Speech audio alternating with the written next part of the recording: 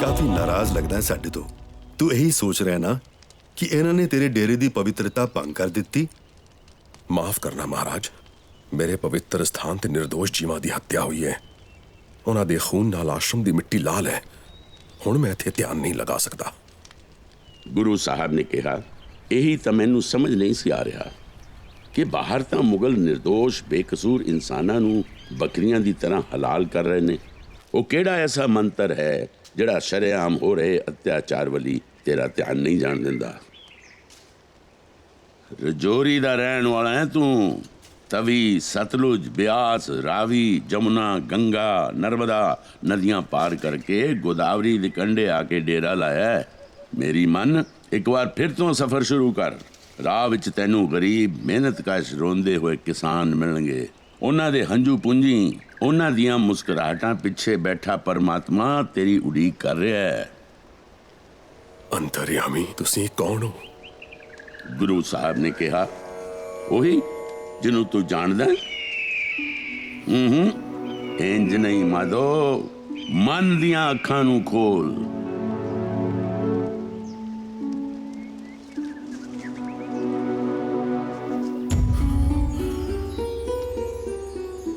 तुसीं तां साक्षात गुरु गोबिंद सिंह जी हो। हाँ माधोदास, जिवें गुरु साहब नू दादू द्वारे दे महंत जैत राम तो तेरे बारे पता चलिया, सीधा ही तेरे डेरे चले आए। मेरे भाग हन। गुरु साहब ने कहा, अपने भागां नू होर जगा। तू करमवीर है। जिस करम दे लई इस धरती ते आया है, उस दी कमान संभाल। तेरा सुभाव तां शिकारियां वाला है। जालमां दे सताए होए ओ लोग उन्ने ही मासूम ते बेकसूर ने जिन्ने तेरे तीर नाल मरे ओ हिरनी दे 2 बच्चे, जेड़े पैदा होण सार तेरे सामने दम तोड़ गए, जिन्हां नू तू तड़प तड़प के मरदा वेख ना सकिया ते शिकार खेडना बंद कर दिता। कान्या दे तीर भी तोड़े सी ते कमान भी सुट्टी सी। उस कीड़ा दी तड़प ने तैनू लक्ष्मण देव तो माधो दास बना दिता। अंतर्यामी, मैं? गुरु साहब ने कहा, हाँ हाँ, तू कौन? जी मैं तुहाडा बंदा।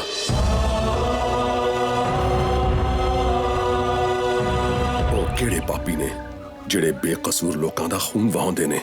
किवें सजा देगा उन्हां लोकां नू? तंत्रा मंत्रा नाल उन्हां दे मंजे मुद्दे मार के? तंत्रा मंत्रा वाले माधोदास दी मौत तां तुहाडे दर्शन करके हो गई सी, वजह वाले साइयां। हुण तुहाडे सामने तुहाडा बंदा है। हुण तुसीं अपने इस बंदे नू इहो जिहा सिंह बनाओ जिहदी तलवार किसे बेगुनाह ते उठे ना ते किसे पापी नू बख्शे ना।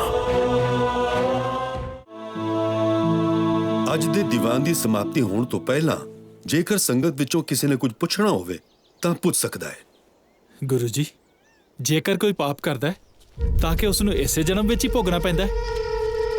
हाँ बिल्कुल। गुरु साहब ने समझाया, पापां दा हिसाब इत्थे ही दे के जाना है।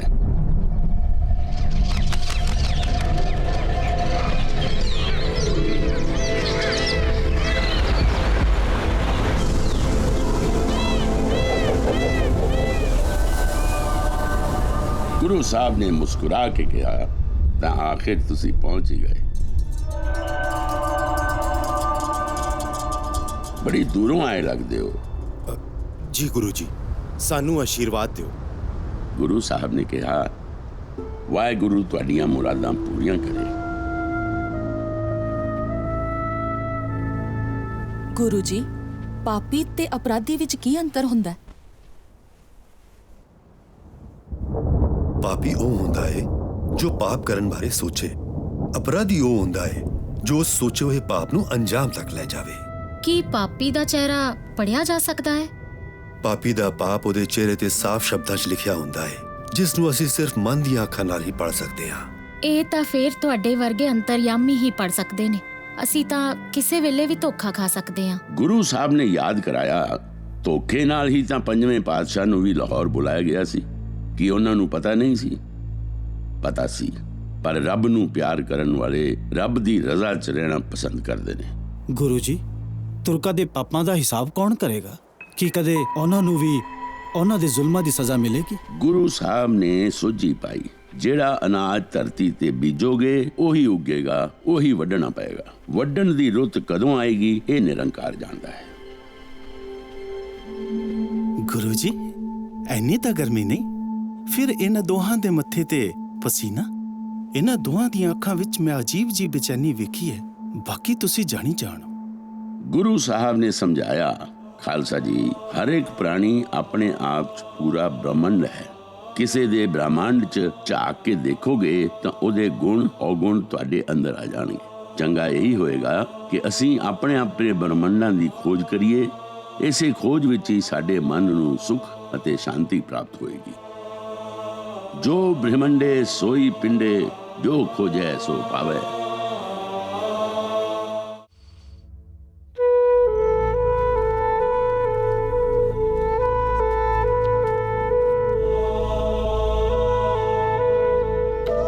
ਗੁਰੂ ਸਾਹਿਬ ਦੇ ਜ਼ਖਮ ਦਾ ਫੱਟ ਕਾਫੀ ਡੂੰਘਾ ਸੀ। ਵੈਦ ਨੇ ਉਸ ਨੂੰ ਸੀ ਕੇ ਖੂਨ ਰਿਸਣਾ ਬੰਦ ਕਰ ਦਿੱਤਾ, ਪਰ ਜ਼ਖਮ ਦੀ ਡੂੰਘਾਈ ਬਾਰੇ ਉਸ ਨੂੰ ਠੀਕ ਅੰਦਾਜ਼ਾ ਨਹੀਂ ਸੀ ਲੱਗ ਸਕਿਆ।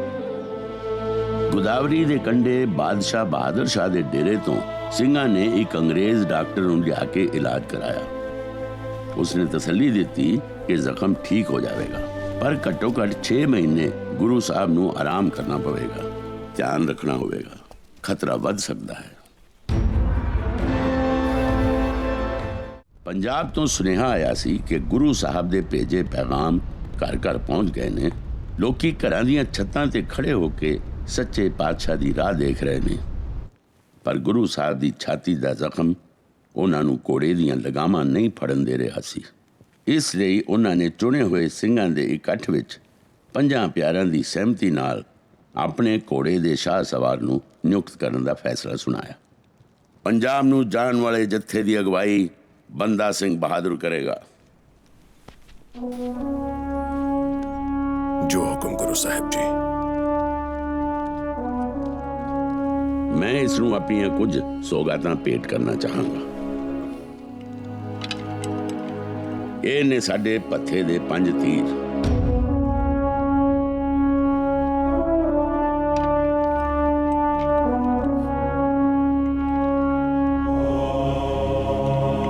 ਉਹ ਹੈ ਨਗਾਰਾ, ਖਾਲਸੇ ਦੇ ਗਰਜਨ ਦੀ ਆਵਾਜ਼। ਇਹ ਹੈ ਕੇਸਰੀ ਨਿਸ਼ਾਨ, ਖਾਲਸੇ ਦੀ ਪਹਿਚਾਨ। ਹੁਣ ਅਸੀਂ ਤੈਨੂੰ ਦੱਸਦੇ ਹਾਂ ਕਿ ਅਸੀਂ ਕਿਸ ਰੂਪ 'ਚ ਤੇਰੇ ਨਾਲ ਹੋਵਾਂਗੇ। ਗੁਰੂ ਸਾਹਿਬ ਨੇ ਫਿਰ ਭਾਈ ਵਿਨੋਦ ਸਿੰਘ, ਕਾਨ ਸਿੰਘ, ਵਿਜੇ ਸਿੰਘ, ਬਾਜ ਸਿੰਘ ਤੇ ਭਾਈ ਰਾਮ ਸਿੰਘ ਨੂੰ ਅੱਗੇ ਬੁਲਾਇਆ। ਇਹ ਨੇ 5 ਪਿਆਰੇ। ਇਹਨਾਂ ਦੇ ਰੂਪ 'ਚ ਅਸੀਂ ਹਰ ਵੇਲੇ ਤੇਰੇ ਨਾਲ ਹੋਵਾਂਗੇ। ਇਹਨਾਂ ਦੀ ਰਜ਼ਾ 'ਚ ਰਹਿ ਕੇ ਤੈਨੂੰ ਚੱਲਣਾ ਪਵੇਗਾ। ਇਹਨਾਂ ਦੇ ਹੁਕਮ ਨੂੰ ਤੂੰ ਅਟਲ ਕਰਕੇ ਮੰਨੇਗਾ। ਜੋ ਹੁਕਮ ਗੁਰੂ ਸਾਹਿਬ ਜੀ। ਫਿਰ ਗੁਰੂ ਸਾਹਿਬ ਨੇ 5 ਪਿਆਰਿਆਂ ਨੂੰ ਸਮਝਾਇਆ, ਤੁਸੀਂ 5 ਪਿਆਰਿਆਂ ਨੇ ਬੰਦਾ ਸਿੰਘ ਦਾ ਖਿਆਲ ਰੱਖਣਾ ਹੈ। ਜਦ ਕਦੀ ਵੀ ਇਹ ਖਾਲਸਾ ਪੰਥ ਦੀ ਨੀਤੀ ਤੋਂ ਭਟਕੇ, ਇਸ ਨੂੰ ਸਹੀ ਰਾਹ ਦੇ ਮਾਰਗ ਦਰਸ਼ਨ ਕਰਾਉਣੇ। ਸਾਡੇ ਕੋਲ ਸਮਾਂ ਬਹੁਤ ਘੱਟ ਹੈ। 80-25 ਸਿੰਘ ਹੋਰ ਤਿਆਰ ਕੀਤੇ ਨੇ ਜਿਹੜੇ ਤੁਹਾਡੇ ਨਾਲ ਜਾਣਗੇ। ਮੁਗਲਾਂ ਦੀ ਭੈੜੀਆਂ ਨਜ਼ਰਾਂ ਤੋਂ ਬਚ ਕੇ ਤੁਸੀਂ ਸਾਰਿਆਂ ਨੇ ਬੜੀ ਫੁਰਤੀ ਤੇ ਚੁਸਤੀ ਨਾਲ ਇੱਥੋਂ ਰਵਾਨਾ ਹੋਣਾ ਹੈ। 5 ਸਿੰਘਾਂ ਦਾ ਜੱਥਾ ਬਣਾ ਕੇ ਨਿਕਲਣਾ ਹੈ। ਲੰਮਾ ਰਸਤਾ ਲੈਣਾ ਪਵੇ, ਕੋਈ ਪਰਵਾਹ ਨਹੀਂ, ਲੈ ਲੈਣਾ। ਪਿੰਡ ਬੁੜੀਆ ਪਹਿਲਾ ਪੜਾਅ ਹੋਏਗਾ। ਬੰਦਾ ਸਿੰਘ, ਘੋੜੇ ਦੀਆਂ ਲਗਾਮਾਂ ਤੇਰੇ ਹੱਥ ਹੋਣਗੀਆਂ।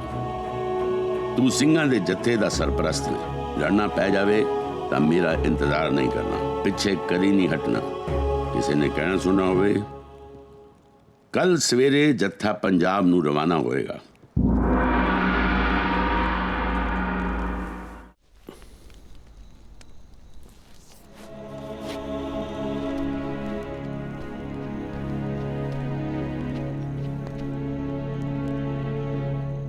ਗੁਰੂ ਸਾਹਿਬ ਮੁਸਕਰਾਏ ਤੇ ਕਿਹਾ, ਸਾਨੂੰ ਪਤਾ ਸੀ ਤੂੰ ਆਏਂਗਾ। ਕੋਈ ਸਵਾਲ? ਜੀ, ਸਿੰਘ ਤਾਂ ਹੋਰ ਵੀ ਬਹੁਤ ਨੇ ਜਿਹੜੇ ਸ਼ੁਰੂ ਤੋਂ ਹੀ ਤੁਹਾਡਾ ਸੰਗ ਕਰਦੇ ਆ ਰਹੇ ਨੇ। ਫਿਰ ਤੁਸੀਂ ਇਸ ਬੰਦੇ ਨੂੰ ਹੀ ਕਿਉਂ? ਗੁਰੂ ਸਾਹਿਬ ਨੇ ਉਹਨੂੰ ਦਾਤ ਦਿੰਦੇ ਹੋਏ ਕਿਹਾ, ਤੇਰੇ ਸਵਾਲ 'ਚ ਇਮਾਨਦਾਰੀ ਹੈ ਬੰਦਾ ਸਿੰਘ। ਸਾਨੂੰ ਕਾਫੀ ਸਮੇਂ ਤੋਂ ਇੱਕ ਯੋਧੇ ਦੀ ਤਲਾਸ਼ ਸੀ, ਇਸੇ ਲਈ ਅਸੀਂ ਤੇਰੇ ਪਲੰਗ ਤੇ ਆ ਕੇ ਬਿਰਾਜਮਾਨ ਹੋਏ ਸੀ। ਗੁਰੂ ਜੀ, ਇੰਨਾ ਵਿਸ਼ਵਾਸ ਦਿਲਾਉਂਦਾ ਹਾਂ ਕਿ ਮੈਦਾਨੇ ਜੰਗ 'ਚ ਬੰਦੇ ਦਾ ਖੰਡਾ ਖੜਕੇਗਾ ਜਦ ਤੱਕ ਤੁਸੀਂ ਆ ਕੇ ਕਮਾਨ ਨਹੀਂ ਸੰਭਾਲਦੇ। ਗੁਰੂ ਸਾਹਿਬ ਨੇ ਕਿਹਾ, ਜੇਕਰ ਅਸੀਂ ਨਾ ਆ ਸਕੇ ਤੁਸੀਂ ਹੀ ਤਾਂ ਸੋਝੀ ਪਾਈ ਹੈ। ਹੁੰਦਾ ਉਹੀ ਹੈ ਜੋ ਅਕਾਲ ਪੁਰਖ ਚਾਹੁੰਦਾ ਹੈ। ਉਸ ਦੀ ਮਰਜ਼ੀ ਨੂੰ ਤੁਹਾਡਾ ਹੁਕਮ ਸਮਝ ਲਵਾਂਗਾ। ਗੁਰੂ ਸਾਹਿਬ ਨੇ ਪੁੱਛਿਆ, ਸਾਡੀ ਕਮੀ ਤਾਂ ਤੈਨੂੰ ਮਹਿਸੂਸ ਹੋਵੇਗੀ? ਜੀ ਨਹੀਂ, ਮੈਂ ਤਾਂ ਸਿਰਫ ਜੱਥੇ ਦੀ ਅਗਵਾਈ ਕਰ ਰਿਹਾ। ਸਿੰਘਾਂ ਦੇ ਅਸਲੀ ਸੈਨਾਪਤੀ ਤਾਂ ਤੁਸੀਂ ਹੀ ਹੋ ਗੁਰੂ ਜੀ। ਇਹ ਮੈਂ ਜਾਣਦਾ ਕਿ ਤੁਸੀਂ ਸਿਰਫ ਮੇਰੇ ਹੀ ਨਹੀਂ ਬਲਕਿ ਹਰ ਸਿੰਘ ਦੇ ਅੰਗ ਸੰਗ ਰਹਿੰਦੇ ਹੋ। ਗੁਰੂ ਸਾਹਿਬ ਨੇ ਖੁਸ਼ ਹੋ ਕੇ ਕਿਹਾ, ਮੇਰਾ ਬੰਦਾ ਸਿੰਘ ਬਹਾਦਰ, ਤੂੰ ਵਾਕਈ ਤਿਆਰ ਬਰ ਤਿਆਰ ਹੈ। ਆ ਤੇਰੇ ਜਾਣ ਤੋਂ ਪਹਿਲਾਂ ਅਰਦਾਸ ਕਰੀਏ। ਗੁਰੂ ਸਾਹਿਬ ਦਾ ਜ਼ਖਮ ਦੇਖਣ ਨੂੰ ਤਾਂ ਠੀਕ ਲੱਗਦਾ ਸੀ, ਪਰ ਵੈਦ ਦਾ ਕਹਿਣਾ ਸੀ ਕਿ ਉਹਨਾਂ ਦੇ ਸਰੀਰ 'ਚ ਹੌਲੀ-ਹੌਲੀ ਜ਼ਹਿਰ ਫੈਲ ਰਿਹਾ। ਸਿੰਘ ਇਹ ਸੁਣ ਕੇ ਬੜੇ ਘਬਰਾਏ ਹੋਏ ਸੀ। ਗੁਰੂ ਸਾਹਿਬ ਨੇ ਉਹਨਾਂ ਨੂੰ ਬੁਲਾ ਕੇ ਸਮਝਾਇਆ ਕਿ ਚਿੰਤਾ ਕਰਨ ਦੀ ਲੋੜ ਨਹੀਂ, ਪਾਣਾ ਮੰਨਣ ਵਿੱਚ ਹੀ ਭਲਾ ਹੈ। ਗੁਰੂ ਸਾਹਿਬ ਨੇ ਫਿਰ ਭਾਈ ਦਇਆ ਸਿੰਘ ਜੀ ਨੂੰ ਕਿਹਾ, ਗ੍ਰੰਥ ਸਾਹਿਬ ਜੀ ਦਾ ਪ੍ਰਕਾਸ਼ ਕਰੋ, ਅਸੀਂ ਇੱਕ ਰਸਮ ਅਦਾ ਕਰਨਾ ਚਾਹੁੰਦੇ ਹਾਂ।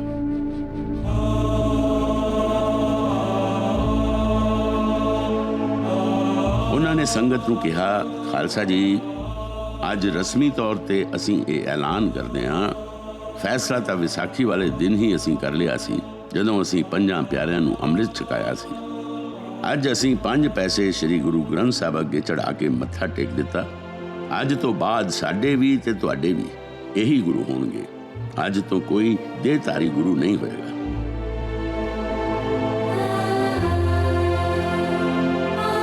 ਸਾਡੀ ਜੋਤ ਸ੍ਰੀ ਗੁਰੂ ਗ੍ਰੰਥ ਸਾਹਿਬ ਵਿੱਚ ਵਿਰਾਜਮਾਨ ਰਹੇਗੀ ਤੇ ਉਸ ਤੱਕ ਪਹੁੰਚਣ ਦਾ ਇੱਕੋ ਰਾਹ ਗੁਰੂ ਪੰਥ ਖਾਲਸਾ ਹੋਵੇਗਾ।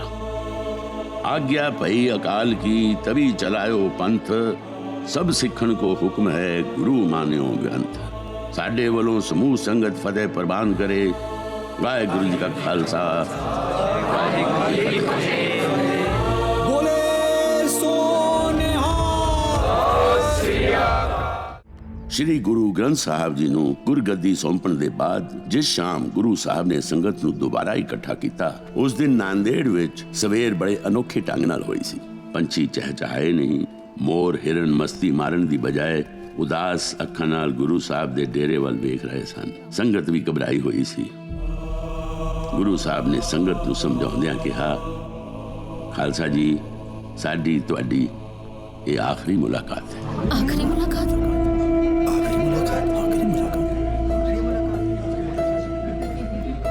ਸਾਡੇ ਜ਼ਖਮ ਦੀ ਪੀੜਾ ਵਿੱਚੋਂ ਸਾਨੂੰ ਈਸ਼ਵਰ ਦਾ ਸੁਨੇਹਾ ਆ ਰਿਹਾ ਹੈ। ਕੁਝ ਹੀ ਦੇਰ ਬਾਅਦ ਅਸੀਂ ਆਪਣੇ ਆਖਰੀ ਸਾਹ ਲਵਾਂਗੇ। ਰੱਬ ਦੇ ਵਾਸਤੇ ਗੁਰੂ ਜੀ, ਇੰਜ ਨਾ ਕਹੋ। ਸੱਚੇ ਪਾਤਸ਼ਾਹ, ਸਾਨੂੰ ਛੱਡ ਕੇ ਜਾਣਾ ਕੀ ਇਹ ਉਚਿਤ ਹੈ? ਗੁਰੂ ਸਾਹਿਬ ਨੇ ਸਮਝਾਇਆ, ਜਿਵੇਂ ਨਿਰੰਕਾਰ ਦੇ ਦਿੱਤੇ ਸਵਾਸ ਪੂਰੇ ਹੁੰਦੇ ਨੇ, ਮੌਤ ਇਨਸਾਨ ਨੂੰ ਅਗਲੇ ਸਫ਼ਰ ਦਾ ਮੁਸਾਫਰ ਬਣਾ ਦਿੰਦੀ ਹੈ। ਰੱਬ ਨੂੰ ਪਿਆਰ ਕਰਨ ਵਾਲੇ ਜੰਮਣ ਮਰਨ ਤੋਂ ਰਹਿਤ ਹੁੰਦੇ ਨੇ ਖਾਲਸਾ ਜੀ। ਨਾ ਪਹਿਲੀਆਂ ਪਾਤਸ਼ਾਹੀਆਂ ਦੁਨੀਆ ਛੱਡ ਕੇ ਗਈਆਂ ਤੇ ਨਾ ਅਸੀਂ ਜਾਵਾਂਗੇ। ਹਾਂ, ਅਕਾਲ ਪੁਰਖ ਦੇ ਹੁਕਮ ਨਾਲ ਇਹ 5 ਤੱਤਾਂ ਦਾ ਸਰੀਰ ਛੱਡ ਕੇ ਅਸੀਂ ਅਕਾਲ ਪੁਰਖ ਵਿੱਚ ਅਭੇਦ ਹੋ ਜਾਵਾਂਗੇ। ਫਿਰ ਜਿਹੜਾ ਸਾਨੂੰ ਸੱਚੇ ਦਿਲੋਂ ਯਾਦ ਕਰੇਗਾ, ਅਸੀਂ ਉਸ ਕੋਲ ਹਾਜ਼ਰ ਹੋ ਜਾਇਆ ਕਰਾਂਗੇ। ਤੁਸੀਂ ਅੱਜ ਤੋਂ ਪਰਚਾ ਸ਼ਬਦ ਦਾ, ਪੂਜਾ ਅਕਾਲ ਪੁਰਖ ਕੀ, ਦੀਦਾਰ ਖਾਲਸੇ ਦਾ ਸਿਧਾਂਤ ਤੇ ਪਹਿਰਾ ਦੇਣਾ।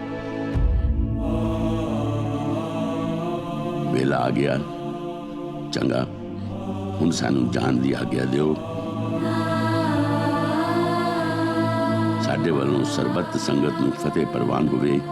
ਵਾਹਿਗੁਰੂ ਜੀ ਕਾ ਖਾਲਸਾ, ਵਾਹਿਗੁਰੂ ਜੀ ਕੀ ਫਤਿਹ।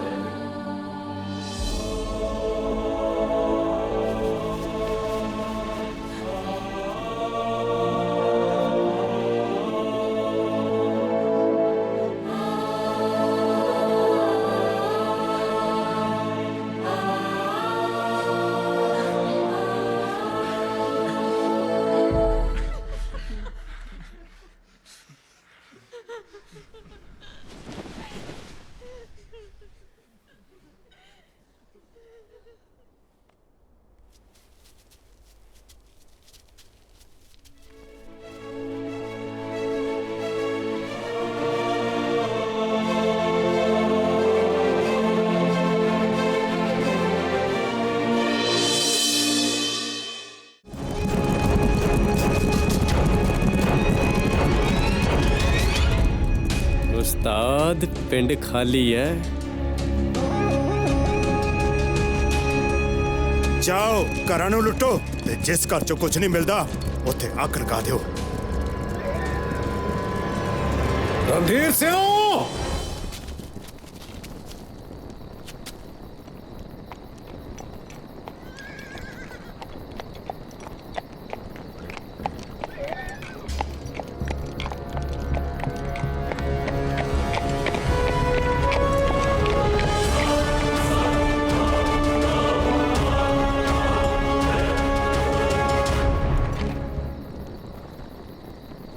ਤੂੰ ਕੌਣ? ਤੇਰੇ ਚ ਇੰਨੀ ਹਿੰਮਤ ਕਿੱਥੋਂ ਆਈ? ਮੇਰੇ ਆਉਣ ਦੀ ਖਬਰ ਸੁਣ ਪਰਿੰਦੇ ਵੀ ਆਲਣਾ ਛੱਡ ਜਾਂਦੇ ਨੇ।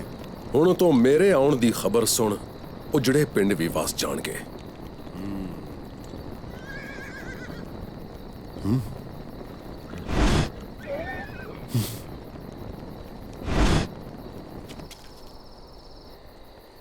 ਜਿਸ ਦੇ ਸਿਰ ਤੇ ਮੁਗਲਾਂ ਦਾ ਹੱਥ ਹੋਵੇ ਉਸ ਰਣਧੀਰ ਸਿੰਘ ਨਾਲ ਟੱਕਰ।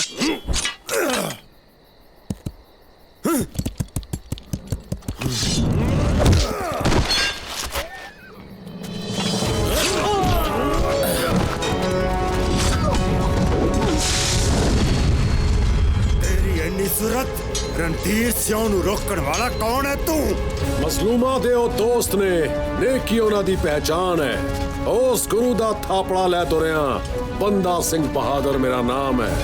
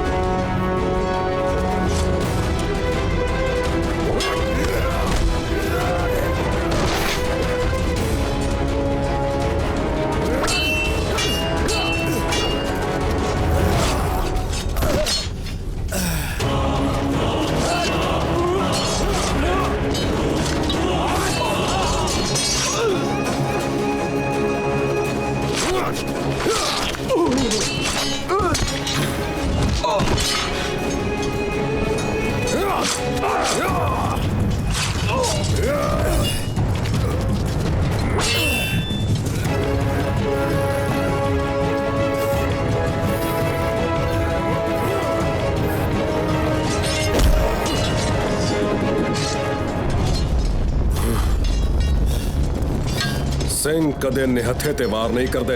ਐ ਲੈ